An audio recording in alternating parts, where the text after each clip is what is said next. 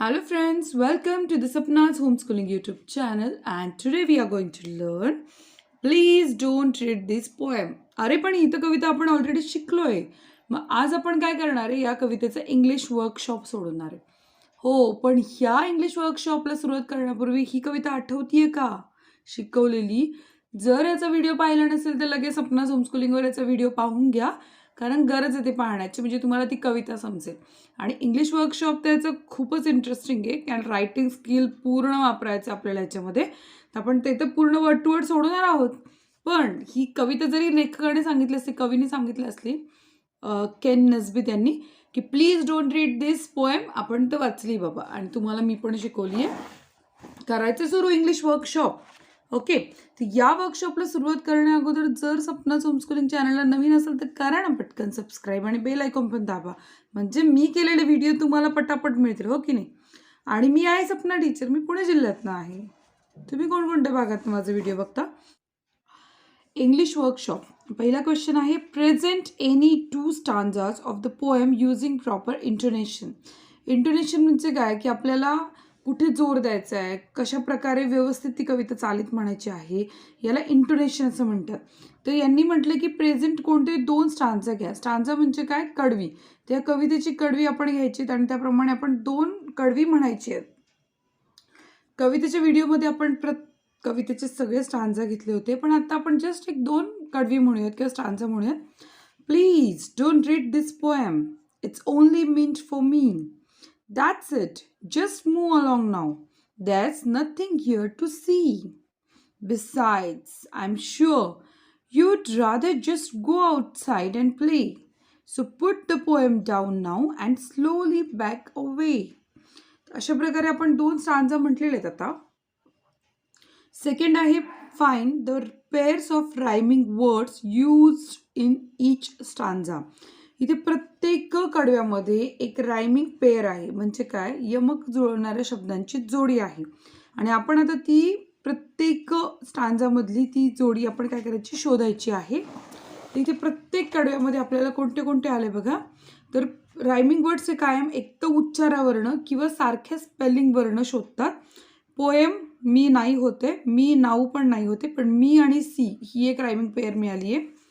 Second आहे, rather play नाही होत, रादर नाऊ नाही होत, पण प्ले अवे ए उच्चार येतो शेवटी, म्हणून प्ले आणि अवे ही एक जोडी होते. नाईस आणि ट्वाईस, नाईस आणि ट्वाईस ही एक पेअर आहे इथे. फोर्थ स्टांजामध्ये प्रायव्हेट लाईन नाही होत. लाईन जरी बघा शेवटी ई आलं तरी नाही होत, कारण उच्चार प्रायव्हेट आणि लाईन आहे. स्टॉप इट, इथे लाईन आणि माइन असे, लाईन माइन हे दोन उच्चार होतात, ही एक पेअर होते. इथे स्टॉप आणि कॉप हे दोन उच्चार सेम होतात, म्हणून ही रायमिंग पेअर आहे. नंतरच्या स्टांजामध्ये आपल्याला जेल आणि फ्रल ही एक रायमिंग पेअर आहे. आता इथे बघा, इथे तुम्हाला थोडंसं कन्फ्युजन होऊ शकतं की शेवटी यू, मिस्ड, लाईकली आणि एक्झिस्ट आहे, पण मिस्डचा उच्चार मिस्ड नाही होत, तो मिस्ट असा होतो आणि एक्झिस्ट असा होतो. तो उच्चार एकदम सायलेंट, ईडीमध्ये खूप उच्चार असतात, जसं की ड असतो, ट असतो, ईडी असतो, तर इथे उच्चार होते ट, मिस्ट आणि एक्झिस्ट. तर ट शेवटी येतो, म्हणून ही एक पेअर होते. ओके, इथे आहे and all because you read this. Fun नाही होत, अमिगो पण नाही होत, पण फन, FUN फन आणि डन DON स्पेलिंग पूर्ण वेगळे, पण डन आणि फन न उच्चार सारखे आहेत, म्हणून इथे पेअर आहे. आणि ही आहे डू आणि टू. आता इथे DO डू आणि TO टू, तर डू टू, म्हणून इथे ही पेअर आहे. आता हे लिहिलंय कसं मी तुम्हाला दाखवते. अशा प्रकारे पहिला stanza me see, second play away, third nice twice, fourth line mine, fifth stop cop, six jail frill, seven missed exist, eight fun done, nine do two. Okay, तर अशा प्रकारे आपल्याला इथे रायमिंग वर्ड्स पेअर्स मिळाले आहेत. 9 pairs 9 स्टांजामध्ये भेटल्या. Third question आहे, think and answer. इथे आपल्याला विचार करायचा आहे आणि उत्तर द्यायचं आहे. पहिला प्रश्न आहे, the poet is telling someone not to read the poem. म्हणजे इथे कवी कोणाला तरी सांगतोय की कविता वाचू नको. Who is that someone? कोण आहे ते समवन? इथे तुमचं उत्तर दोन प्रकारे येऊ शकतं. समवन इज रीडर किंवा the reader is that someone. कारण हूच्या प्रश्नामध्ये आपल्याला डायरेक्ट उत्तर लिहिणं अपेक्षित आहे. तर मग याच्यापेक्षा हे चूक होऊ शकतं. हे जास्ती बरोबर आहे की the reader is that someone. जो वाचतोय तो समवन आहे. सेकंड क्वेश्चन आहे, what did you feel Wien you read the line please don't read this poem. जेव्हा तुम्ही ओळ वाचता तेव्हा तुम्हाला काय वाटतं? I feel curiosity about the poem. मला खूप उत्सुकता वाटली कवितेबद्दल. कोणाकोणाला वाटू शकते यार मी का वाचू नये, याला वाटतं मी नाही वाचवतं, पण बऱ्याचशा लोकांना असं होतं नको म्हटलं की करावंसं वाटतं. तर आय फील क्युरिओसिटी म्हणजे मला उत्सुकता. क्युरिओसिटीचा अर्थ काय? उत्सुकता वाटणे. थर्ड क्वेश्चन आहे, does the poet really want you to stop reading the poem. म्हणजे खरंच कवीला असं वाटतं का की आपण ती कविता नाही वाचायला हवी आहे? खरंच असं वाटतं कवीला? या प्रश्नाचं उत्तर मी ना स्वतःच दोनदा लिहून बघितलं. पहिलं लिहिलं होतं की no the poet wants we should read the poem. पण याच्यापेक्षा सुद्धा मला जास्ती बरोबर हे वाटलं, म्हणून मी ते स्वतःच तलाफुली करून ठेवली. तुम्हाला पण जर वाटत असेल ना की दुसरं कुठलं बरोबर आहे तर मला नक्की शेअर करा, कारण हे आपलं विचार आहे, आपलं मत आहे. तर ॲक्च्युअल उत्तर no, he doesn't want stop us to read the poem. कारण प्रश्न ज्या पद्धतीनं विचारला आहे त्याच पद्धतीनं मी इथे उत्तर लिहिलेलं आहे. त्यामुळे तुम्ही पण असंच उत्तर लिहा की he doesn't want stop us to read the poem. So correct answer हे आहे. What does the poet mean when he says, what does the poet mean when he says tell all your friends and family they shouldn't read it too. याचा अर्थ असा होतो की कवीला असं का म्हणायचं की टेल सगळ्या मित्रांना आणि तुमच्या कुटुंबियांना सांगा की त्यांनी सुद्धा ही कविता वाचायची नाही, असं कवीला का म्हणायचंय किंवा कवीला त्यातनं काय साध्य करायचं. कारण इथे कवितेचा म्हणायचा एक अर्थ आहे आणि त्याच्या मागचा एक अर्थ आहे. बोलताना शब्दशः अर्थ होतो की माझी कविता तुमच्या मित्रांनी किंवा घरच्यांनी वाचायची नाही, पण ॲक्च्युली कवीला असं म्हणायचं की तुम्ही वाचा, सगळ्यांनी वाचा आणि सगळ्यांना सांगा वाचू नका, म्हणजे सगळे इथं वाचतील. तर इंग्लिशमध्ये आपण याचं उत्तर लिहू.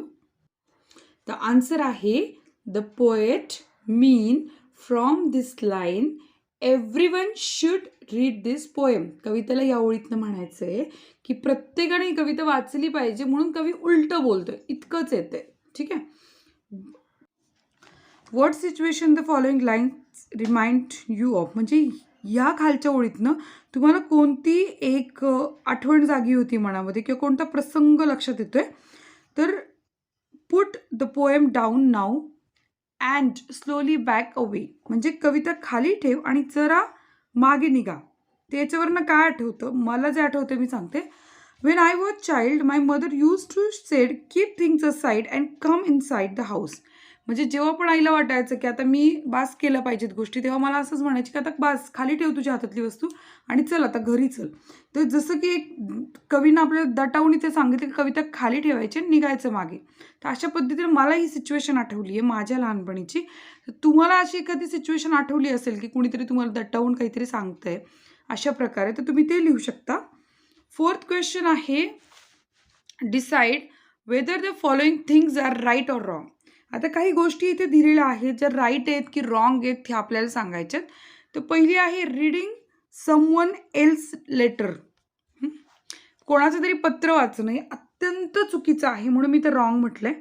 कुणी म्हणाल की ठीक आहे राईट आहे टीचर वाचलं पाहिजे, तसं नाही आहे कोणाच्याही परवानगीशिवाय. म्हणजे इट ब्रेक, त्याचं कारण पण लिहायचं. सो इंग्लिशमध्ये लिहूयात आपण. It breaks the privacy of that person. Privacy of that person म्हणजे पत्र ही प्रत्येकाची खाजगी गोष्ट आहे आणि आपण ती खाजगी गोष्ट वाचणं हे चुकीचं आहे, म्हणून उत्तर असं येईल की wrong. It breaks the privacy of that person. नंतर आहे रीडिंग समवन एल्स डायरी. म्हणजे कोणाची तरी डायरी वाचणं. रीडिंग समवन एल्स डायरी म्हणजे कोणाची तरी डायरी वाचणं हे काय, हेही रॉंग आहे, चुकीचं आहे. कारण diary is private thing. Diary कशी प्रत्येकाची खाजगी वस्तू आहे. Of everyone, so should not read without permission. दुसऱ्याने परवानगी दिली ना तर नक्की वाचा, पण कोणाच्या परवानगीशिवाय वाचणं हे फार वाईट आहे. थर्ड आहे looking at the keyboard Wien someone is typing a password. आता या टेक्निकल युगामध्ये पासवर्ड ही किती महत्त्वाची गोष्ट तुम्हाला माहिती आहे. पासवर्डशिवाय काहीच होत नाही आणि कुठेतरी पासवर्ड टाईप करताना हळूच बघणं हे योग्य आहे का? तुम्ही सांगाल की हे चूक आहे. तर रॉंग आहे. कारण काय? खूप सोपं आहे. कारण दिस इज इल्लीगल, हे गैरकानूनी आहे. नेक्स्ट आहे eavesdropping, listening to other people's conversation without their knowledge. म्हणजे काय? भिंतीला कान लावायचा आणि दुसऱ्याचं बोलणं काय चाललंय ते ऐकत राहायचं. बरोबर आहे का? काय उत्तर द्याल? चूक, रॉंग. कारण दुसऱ्याचं बोलणं चोरून चोरून ऐकणे फार वाईट सवय, असं कधीच करू नये. पण आता आपल्याला इंग्लिशमध्ये लिहायचं आहे ना, आपण ते उत्तर लिहूयात.